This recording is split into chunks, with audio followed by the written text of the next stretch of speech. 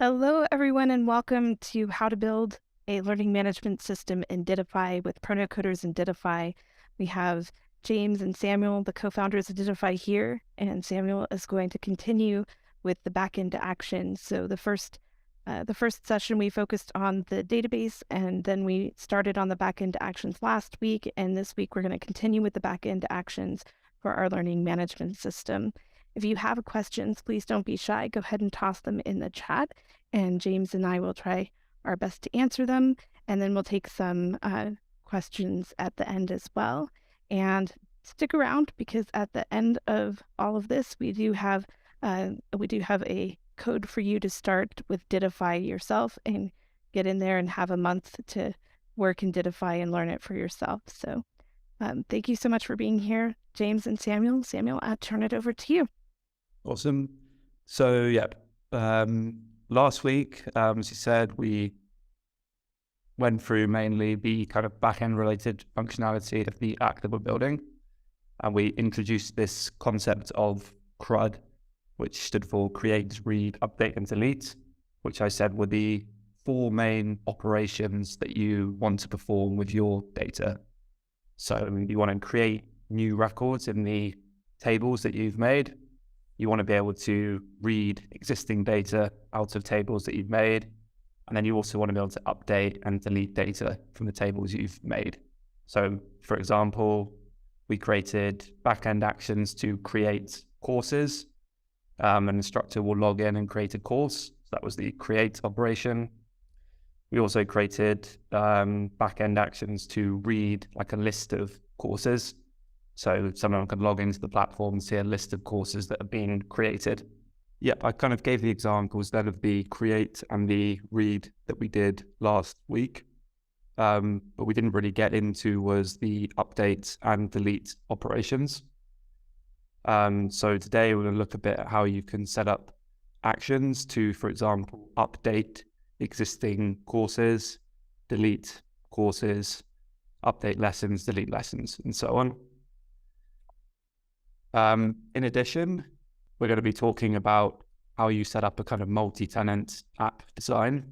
We started a bit on this last week, but didn't really talk about what this concept actually means, and didn't really talk much about the best practices around it. So we'll talk a bit more about that today to begin with, and that will kind of feed into the update and the delete actions that we create as well. So in terms of what a multi-tenant app actually is, a single tenant app would be the case where each individual user of your application has their own kind of instance of the app running. So they'll have their own database, they'll have their own set of backend actions, and they won't be able to access other people's data, other people's databases. They'll be literally, in this example, like 3 totally different apps running simultaneously. In contrast to this, a multi-tenant app is where you could have multiple users accessing one app, and that app may have a shared database which all of the users can access. Another way of setting up a multi-tenant app is to have one kind of shared app, but then splitting out the databases so that each user maybe, or each group of users might have their own separate database as well. But the core difference between a single tenant and multi-tenant is that on a multi-tenant, you can have multiple users all accessing the same application. With multi-tenant apps then, your application needs to have some kind of logic to determine what users can see what data. If this user here logs in, we don't want them to be able to see the data from this other user over here, for example. That's not a problem with single tenant apps, because with single tenant apps, each user has their own individual database. These single tenant apps are not really scalable because if you want to add a new user, you have to create a new app and a new database. Whereas multi-tenant apps can really be scaled infinitely. Something like 100,000 users would be quite standard for a multi-tenant app.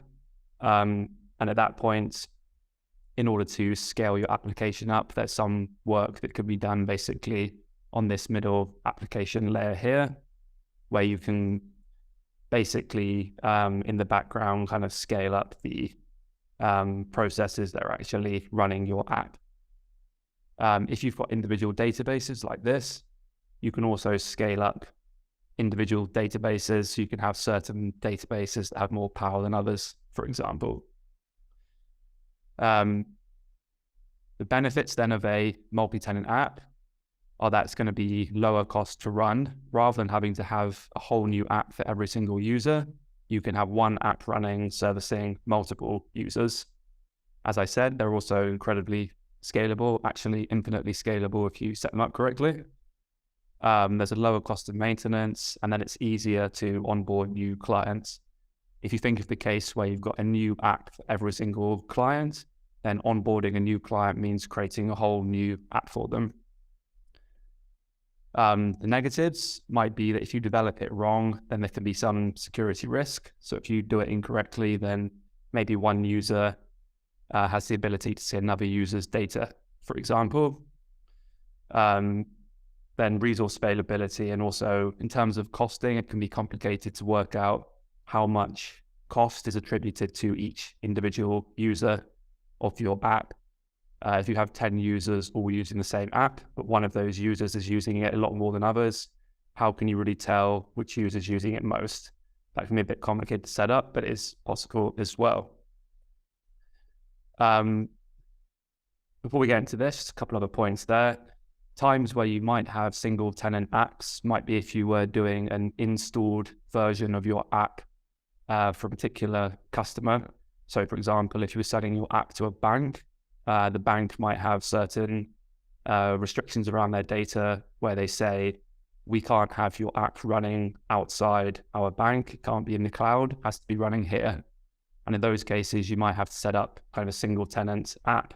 So one app per bank, for example. And those, that kind of, really those are the only cases where you need to do that.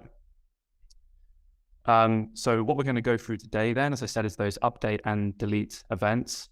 But we're also going to look at this whole multi-tenant app design. And I'm going to explain a bit more how you can architect the app so that you can have multiple users all logging in and accessing the same app, but seeing different data, and how maybe you can restrict what functions different users can perform.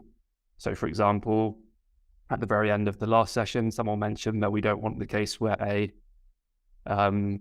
non-instructor can create a course, for example. So we also need to control what actions certain users can perform as well. And that kind of comes into the whole multi-tenant app design as well. So if I just escape out of this and step back into the app that we're building here. So we ended last week by setting up this get courses action here, which was designed to basically load a list of courses. The way we did that was we had this collection variable here, set courses. A collection variable, we said, was a variable that represents a list of records in a database. In our case, the list of records is coming from the courses table because we picked courses here. Right now, if you run this, I believe you get a full list of every course that's in the database. These ones here, you can see that user ID 6 created this course, user ID 5 created this one. But if we're thinking about our multi-tenant app design again, we want to be able to control which users see which courses. We don't want user 5, for example, if they're an instructor, to log in and see user 6 courses and then be able to start updating them. We only want user 5 to see their courses and be able to update their courses. So to do that, there's a couple of steps. The first is on the trigger component that we've got here. We want to set this authentication profile option here. If I set this authentication profile option, it means you have to be logged in in order to run this particular action. If you're not logged in, you try and run this action, you're going to get an error message saying unauthorized to run the particular action. If I now come back to my courses variable here, the second thing I can do is I can apply a filter to my courses. So I can say, only give me courses where the user ID is equal to, and then I can say where the user ID is equal to, and you'll see I've got this current user variable here. So I can see where it's equal to current user ID. So this will filter the courses down to only the courses where the user ID is equal to the ID of the user that's currently logged in. If for some reason you're trying to do this and you don't see the current user as an option, this will be because you did not set the authentication profile on the action. You have to set the authentication profile in order to be able to see that current user variable.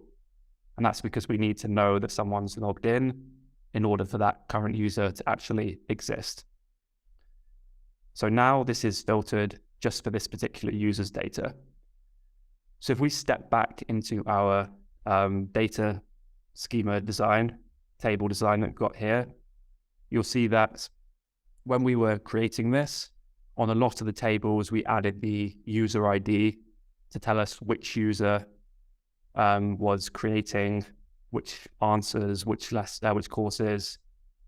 We didn't do lessons because lessons belong to courses. So we can basically work out from a course which user actually created the lesson. And the same actually for questions. But you can see we've got that user ID on the courses and the answers, for example. So when you're setting up your multi-tenant app design and you're looking at your database, it's important to include some identifier for the user that created the given bit of data so that later on you can apply a filter like this. So if we go back out of this one now, and let's look at doing a update course action, and we'll see again how we can apply this kind of multi-tenant app design to that as well.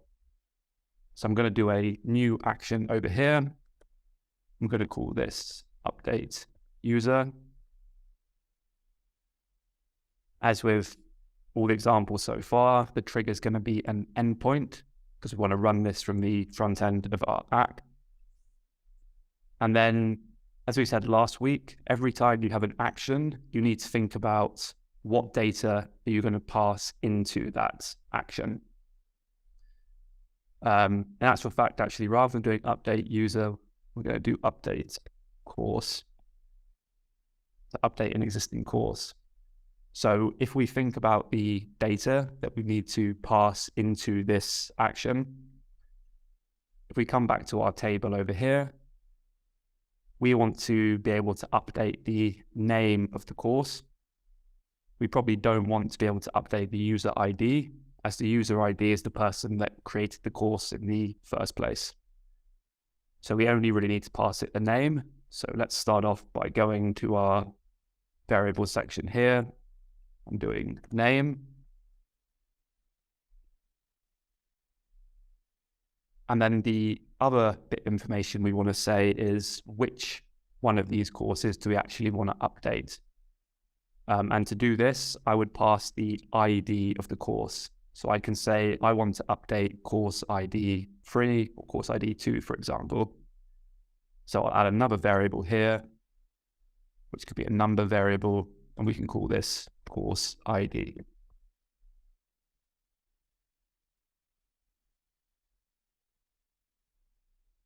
We're then going to set the authentication profile as we did last time. So we can say that you have to be logged in order to actually update this course. Then the first step for the update event, the update kind of course action, is we need to add an event here, which will be database request and an update request. This event is going to ask us for a particular object that we want to update.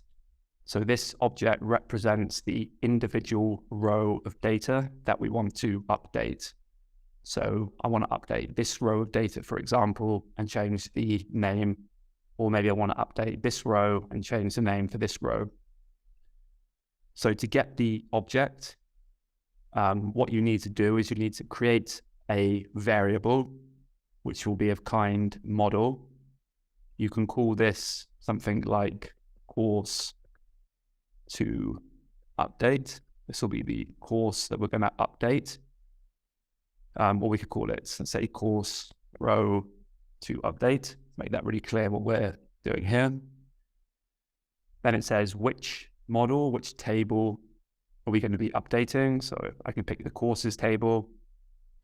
And then which individual row. It will be the row where the ID is equal to the ID that I was sending to my endpoint.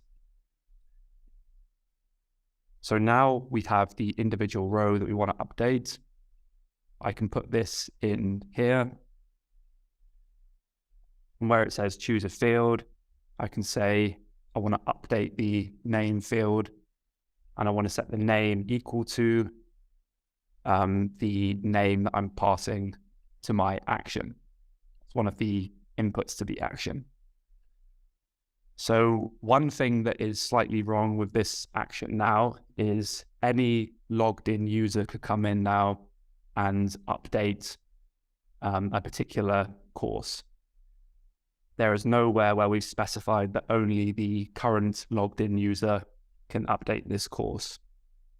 So there are two ways that you can solve this, and they depend, actually both work fine.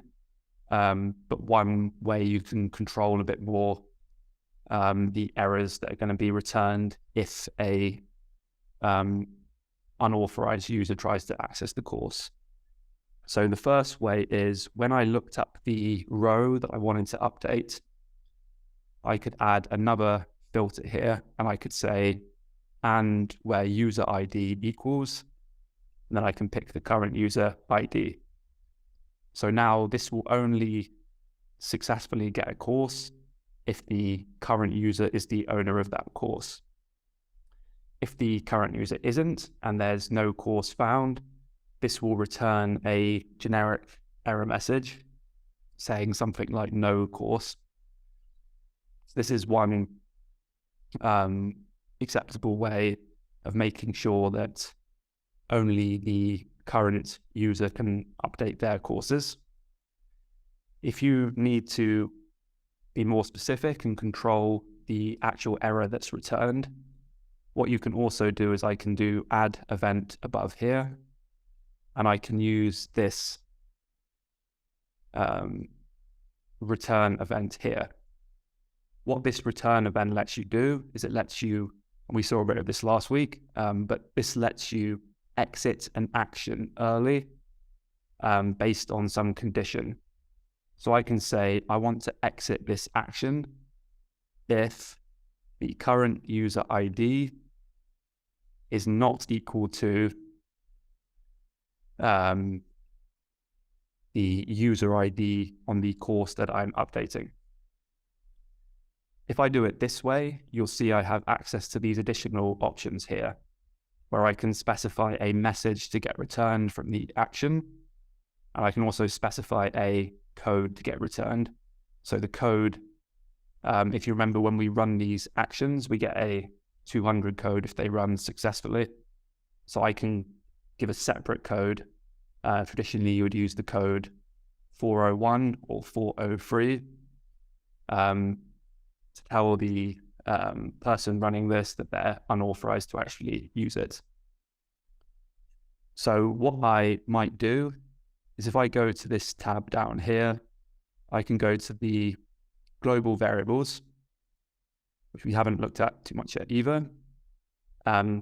Essentially, a global variable is a variable that you can declare once and then use everywhere in your app. So I might create a global variable here called unauthorized message, and this could just be something like unauthorized access. And I could create one called a number one, called unauthorized code. And this could be 401 or maybe 403. Then in my return event, I can now pick these global variables. So I can use the message, and then I can use the code like so. So now when this runs, it's going to check if the current user ID is not equal to the user ID of the course that I'm updating. And if so, it's going to return this customized error message and customized error code here. So if I go back out of this now, and let's just create a delete course one as well. And we'll use the same principles that we've used for this update course one. So I'll come in here now, and I'm going to say delete course. Again, the trigger will be endpoint. And again, we need to make sure we set a authentication profile. We just want to make sure we're logged in, we're running this. Then I have to ask myself, as usual, what inputs do I need to this action? So in my case, I want to say, I want to delete row 3 or row 2, for example. So the input that I'm going to give is going to be the ID of the course that I want to delete. So I'm going to come down here. I'm going to add a variable, which will be a number variable. I can call ID. And now I know the ID of the course that I actually want to delete. So if I come here now, I can add an event, and the event is going to be a database request and then delete. And this one, similar to the update, is also asking me for an object to delete, and that object represents the individual row that I want to delete. So I'm going to do the same thing as in the update one. I'm going to start off by creating a model variable, which I'll call course to delete. And this will be a course, and I can say where the ID is equal to, and then the ID that I send to my endpoint. I can then take that course to delete. I can use that here. So now I'm deleting that individual row that I've just looked up. So as with the last example, we also want to make sure that only a user that created a course can delete that course they created. We don't want user ID 5 deleting user ID 6's courses. So to do that, I'm going to use the return option again. So I'll come here, I'll say flow control return. Then my condition will be similar to the last one. It's going to be course to delete user ID not equal to current user ID. So this will return if the ID of the current user is not the same as the user that created the course. Now I can use those standard error messages that I created on the global variables page. I can come here and use the unauthorized message. And I can come here and use the unauthorized code. So now this one here is protected as well. So if we just actually pause for a second and build this. And while that's going, I want to point out one other thing. So we created a get courses action here, which we filtered to get a list of courses belonging to a user. We also want to have a action that will just get all courses. Because if a non-instructor logs in, they want to see a list of every course that they can and then sign up and queue. So we're actually going to have two get courses actions. And the second one we can just call get all courses. So again, I'm going to do add trigger. Trigger is going to be endpoint. And then this time, very simple. We don't need an authentication profile. We want anyone to be able to access this. I can come here, do a collection, and just a collection of courses. We can just call this one courses. And then this can be returned as our response variable there. So now we have a method of getting kind of courses that I've created and also getting a full list of courses. And then we now have a way of updating and deleting courses that the instructor has created themselves. So if we just click into this update one again, and let's just try, let's see, if I use course ID 2, for example, and let's just do test as the name, click run, and we get an error. Now, if I just switch this to free, let's see. This time we get the success code back. So right now I'm logged in as user ID 5. So I'm allowed to update course 5, but not able to update, course 3, but not able to update course 2. How do I know that I'm logged in as user 5 is a good point as well. So one other action you'll want to pretty much create in every app that you're building is a action to return the current logged in user. So I'm just going to create another one here called get current user. I can do add trigger. Trigger will be endpoint again. I'm just going to set the authentication profile to say only a logged in user can run this one.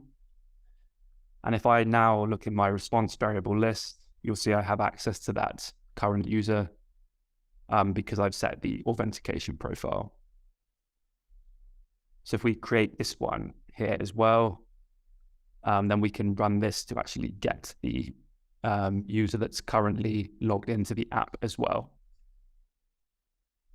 So we're now able to get a list of all courses, get courses that I've created, and also update and delete courses that I've created. So finally, we also want to look at the lessons that we're creating within the courses and allow the instructors to update those as well. So if I do a, or in fact, before we do that, let me just run the get current user one here. So if I run this now, you can see I get back my current user and you can verify that I'm running this as user ID 5. So let's come in here now and let's do one for update lesson. So for the update lesson, again, it's going to be trigger endpoint. This time we want to ask ourselves again, what are the inputs going to be to this particular action? And in this case, if we come back to our lessons table, again, we have a name that we can update. And we also have the ID of the lesson that we want to update. If we wanted to be able to assign lessons to different courses, we could also update the course ID.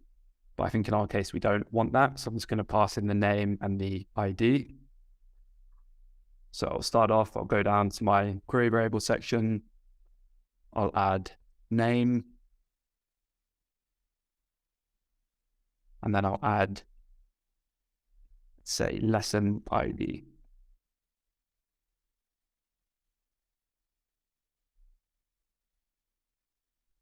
So the first thing that I need to do is I need to look up the lesson that I actually want to update. So as with the previous example, I'm going to start by creating a variable here, which will be of type model. The model is going to get a single row from our lessons table, and we can call this one lesson to update. I can then come and add an event, and this can be the update event again. For my object, I can say I want to update an individual lesson, and then I can say I want to assign the name that I send to my action here. So as with the previous examples, we now have to think, we don't want any user updating any lesson. We only want the user who actually created this lesson to update it. So in our case, we know what user created what lesson because lessons are assigned to courses. So we know that any lessons belonging to course 2 were created by user ID 6. So for example, this one here was created by user ID 6, as was this one here. So what I can do now is I could add another model variable here, which could be called lesson course. So this is the course that the lesson belongs to. I can then pick my courses table, and I can then say where ID is equal to the ID on my lesson to update variable that I already created. So I can take this first variable here, and I can say where the ID is equal to the course ID from that first variable. And maybe I forgot to add the ID filter here. I just saw. So now again, I could come up here, I could add an event, and I could again use this return event. I could say return unauthorized code, unauthorized message, and unauthorized message. And I could say return that when Sorry to interrupt, but when we get to it, we do have a question about the difference between the data and the message inputs on the return. Okay, yeah, no problem. Let's play that now as well. So yeah, I would say here when the lesson course user ID is not equal to the, and this is where you can see that issue that I was talking about before. I'm coming here looking for my current user, and that's not available. So the reason for that will always be because you've forgotten to set the authentication profile on the endpoint here.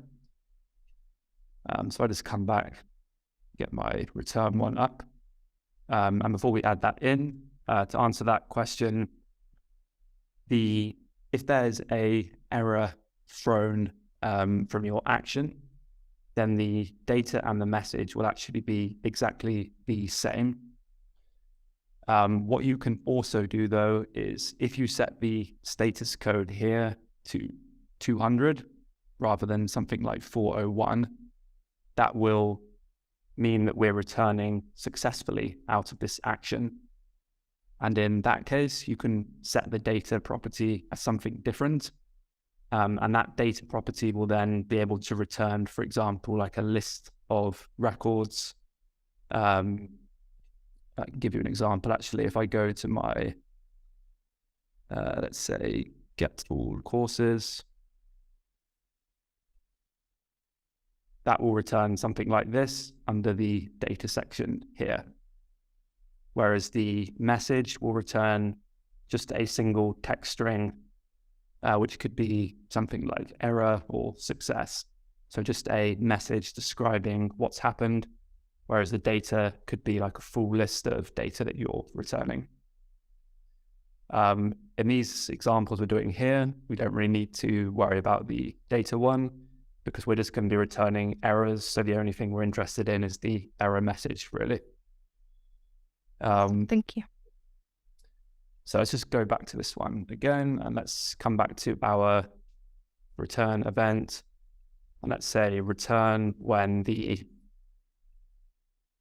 lesson course user ID is not equal to the current user ID. And let's just take the unauthorized messages and the unauthorized code.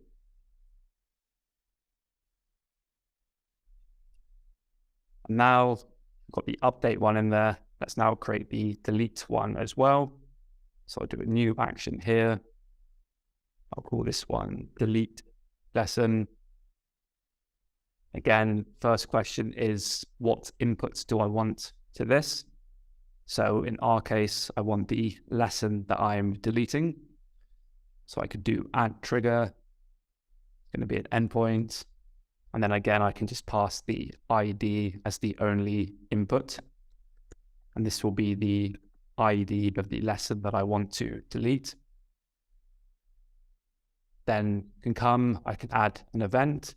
It's going to be a database request. It's going to be delete.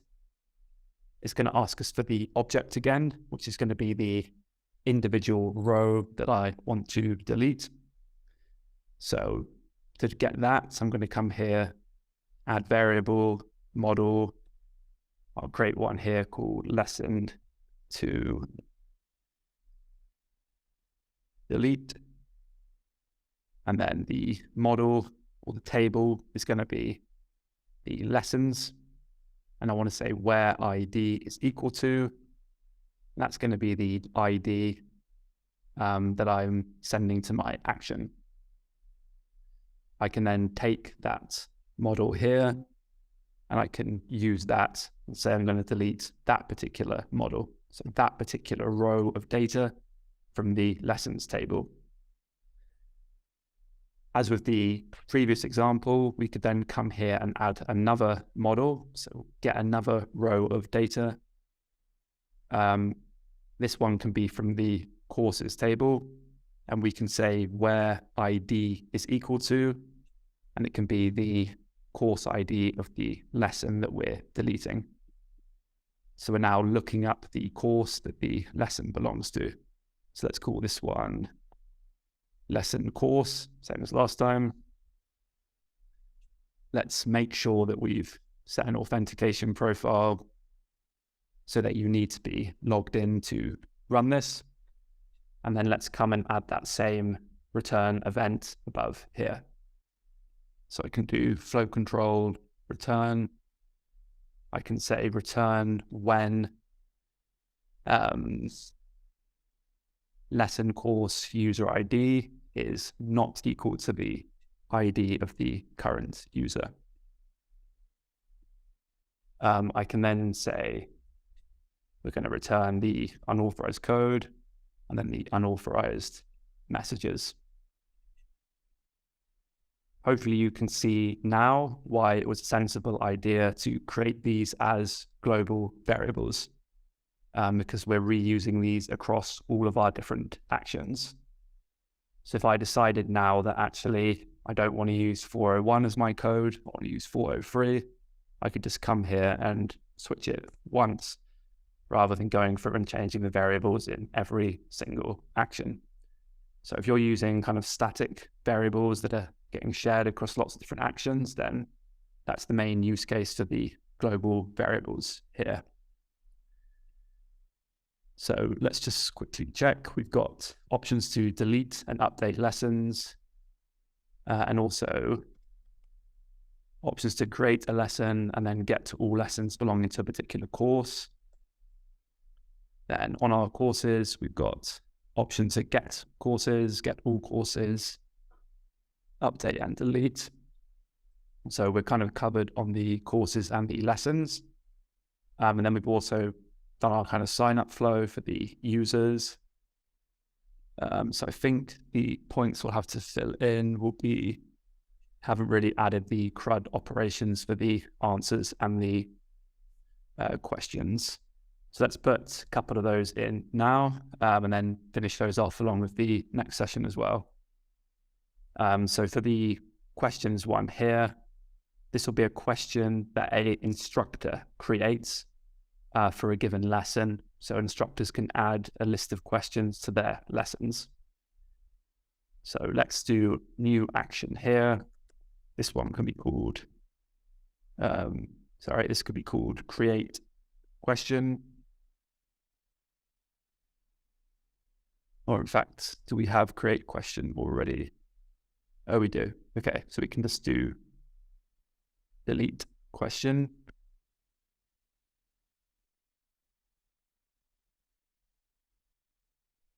Again, it's going to be trigger endpoint. Then, as we said a number of times, first question is what inputs do this action actually need? In our case, we want to pass it the ID of the question that we want to delete. So I'm just going to add a ID here. It'll be a number. I can call this one maybe question ID. Then we want to add an event here, which could be the delete event. The delete event, as we saw, is going to ask you for a particular row that you want to delete. So I'm going to add here model. I'll call this one question to delete. And then we have questions, and I can say where ID is equal to, and this will be the ID that I'm sending to my action. And then say, this is the model, this is the row of data that I want to delete. So I can just set that in my delete event. If we wanted to apply some authorization logic to this, then we could add another model here, which could be called question lesson. This is the lesson the question belongs to. I could then come to my lessons table, say where ID is equal to the lesson ID on my question. This is a little bit longer. We could then say one more model, which could be lesson course. And this could be where the ID is equal to the course ID that the lesson belongs to. So kind of working back to find what course this lesson was on. And I can then add another return above here. I could say return when. And before I do that, I think I need to set the authentication profile, say that we're logged in when we're running this, and to give us access to that current user variable. So I can then say return when the question, in fact, when the lesson course user ID is not equal to the ID of the current user. And I can then do data, which is going to be, let's see, the unauthorized message, and unauthorized code. If you want to simplify this, I would say it is acceptable to also add user ID columns on this table as well and on your lessons table. But you don't need to, and it might be slightly cleaner not to, but that's I guess a decision you can make. There's no kind of hard, fast rule about that, I wouldn't say. But it will also, I guess, simplify this part of the action slightly. There's one benefit, but then the negative is you're kind of storing duplicate data across tables, which you don't really want to do. So let's just do one last one, which could be update question. So I'm going to do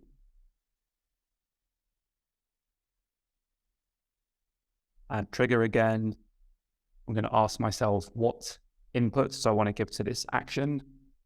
I want to pass in the ID of the question that I want to update. So this will be question ID. And then I want to pass in the name of the question.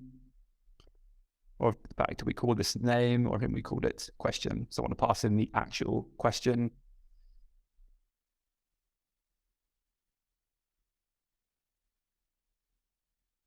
And then I'm going to do add event. I'm going to pick the update event.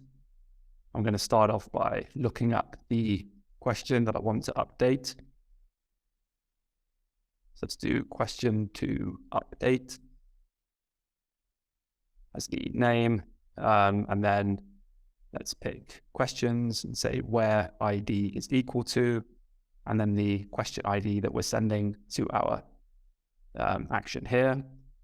And then let's say I'm going to update this individual row of data, and I'm going to be updating its question and setting it equal to the question that I'm sending to my endpoint. Then let's just make sure that we've locked this down so you're logged in to run it. Let's add the question lesson, which will be the lesson that the question belongs to. Oh, sorry, this should be, let's see, question course, in fact, I think. Oh no, this will be question lesson. So let's do question lesson. Say where ID is equal to the lesson ID.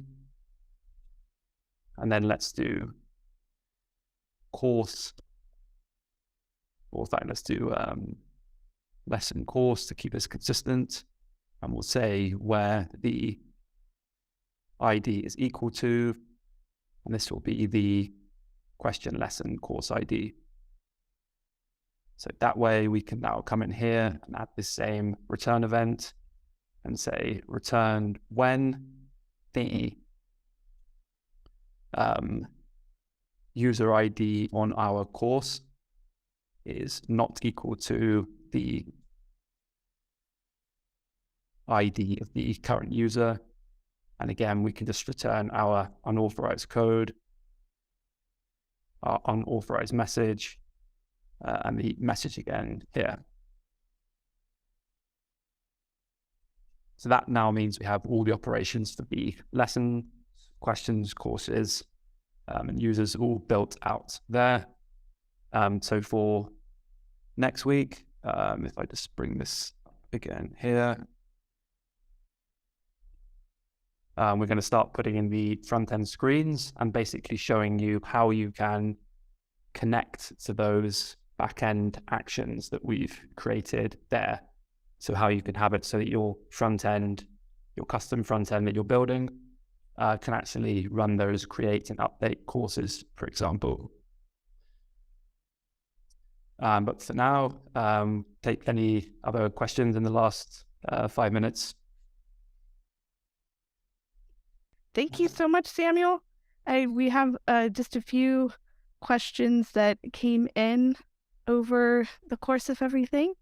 And we've got, so we covered what the difference between data and message and the options under a return action. And Rob had asked earlier, would there ever be another purpose other than testing to set the code to a certain number? So like when you were setting 401 versus 403, is that just an internal testing thing, or is that helpful in other areas of app building?